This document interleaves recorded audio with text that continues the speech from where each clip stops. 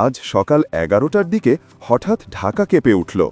উত্তরা, মোহাম্মদপুর, বাড্ডা, ঢাকা বিশ্ববিদ্যালয় সব জায়গায় মানুষ ভবন দুলকে অনুভব করে দৌড়ে বেরিয়ে আসে। ভূমিকম্পের মাত্রা ছিল 5.5 থেকে 5.7। কেন্দ্রস্থল নরসিংদী, গভীরতা মাত্র 10 কিমি। এই কম গভীরতার কারণেই পুরো ঢাকায় জোরে কম্পন ছড়িয়ে পড়ে।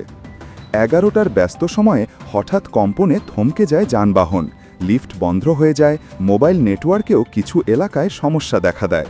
অনেকে ভয় পেয়ে নিচে নামতে নামতেই আবারও ভবন দুলতে থাকে। আন্তর্জাতিক ভূকম্পন সংস্থাগুলো বলছে এটি ছিল শ্যালো ডিপথ ভূমিকম্পন, তাই কম্পন ছিল স্বল্প সময়েও বেশি তীব্র।